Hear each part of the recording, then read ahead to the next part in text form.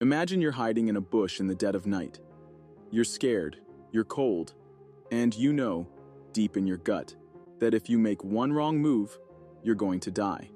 This is the real-life nightmare that 27-year-old Penelope Pratt faced in November 2010 in Melbourne, Australia. But what makes this story so disturbing is not just what happened to her, but how the very system meant to protect her may have sealed her fate. But what exactly happened, you may ask? Stay tuned to find out. Welcome to our channel. This is Criminal Activities.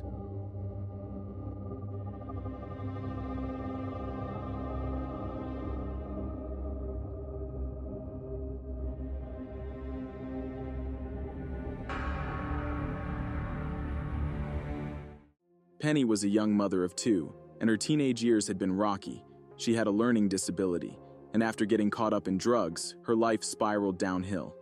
In 2010, Penny was trying to escape her addiction and rebuild, but grief weighed heavy. Her father had passed away. Then her partner overdosed, and Penny had been spiraling into the company of known drug users, specifically two men, James Potter and Aaron Gibson. On the night of November 28th, 2010, Penny checked herself into a psychiatric ward at Maroondah Hospital, asking for help.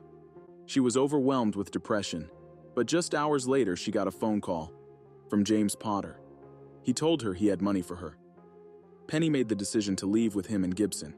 That choice would be one of the last she'd ever make. Sometime around 11:20 p.m., Penny called Australia's version of 911, 000. She was panicked.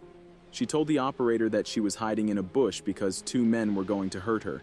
She begged them to send someone, but the dispatcher didn't believe her. Instead of sending police, the dispatcher questioned her motives, spoke over her, and ultimately logged the call incorrectly, as no action needed. Penny hung up. She tried calling back minutes later, this time more desperate. "Trust me," she said. "You want to get to this address." But the dispatcher dismissed her again, and the call, her last cry for help, was never passed to police. Hello, where do you need police? Number 2, Alma Avenue, Verona. Is that ALMA? Yep. Just bear with me a moment, please. There's two people that you want Okay, to just bear with me a moment. I'm trying to find the location. Would that be 2 Alma Avenue in Infantry Gully, Victoria? Just near Alvina Street and Austin Street? Yep, that's supposed to... What's the problem? That's supposed to give me money also, and I was... Okay, hang on, slow down. What do you need police for? They just picked me up from the hospital. Who's they? Me around.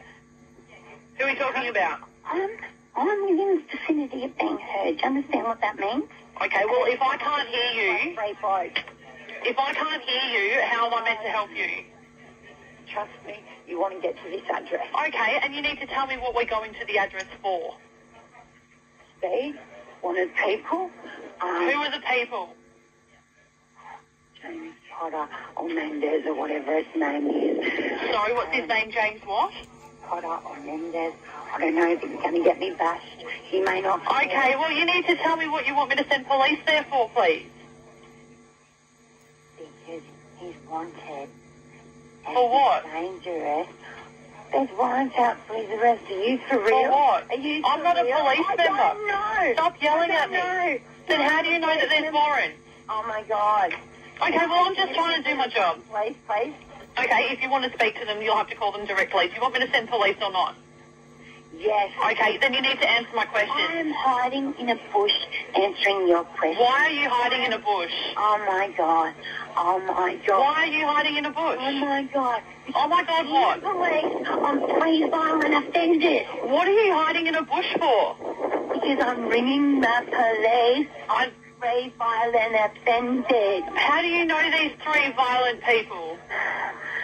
Through a friend of mine that's not really a friend, a K-triple-O lady. What is your name, please?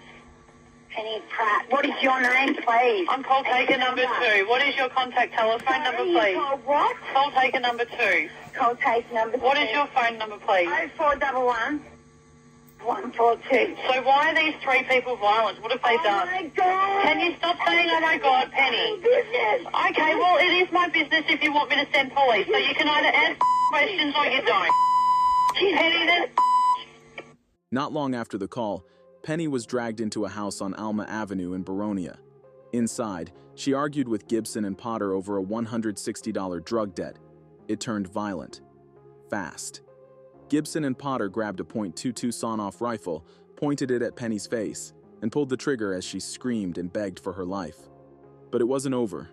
She was shot 2 more times, in the head and eye. They grabbed a large kitchen knife and stabbed her in the heart and slashed her throat. And they weren't finished either. They took out an angle grinder and attempted to cut into her head.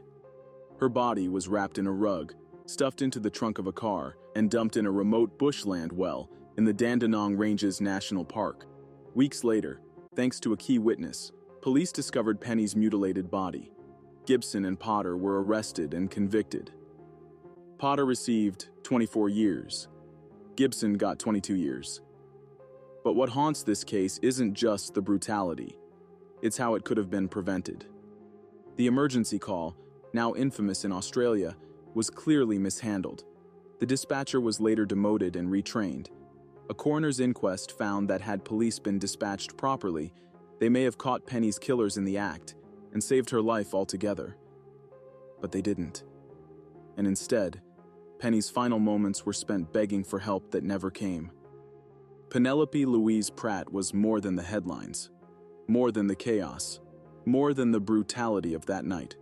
She was a mother, a daughter, a young woman whose life had been marked by hardship, yes, but also by a hope which was sadly left unfulfilled. Today, we remember her not as a victim of a horrific crime, but as a woman who deserved to be heard, protected, and saved. Let her name serve as a reminder that behind every desperate call is a life that matters. But I want to know what you think about this case. Do you think Penny's life could have been saved if the call was taken seriously? How would you have handled the situation differently as the dispatcher? What if you were in Penny's shoes? Drop your comments down below.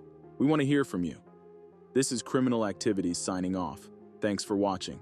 Stay safe out there.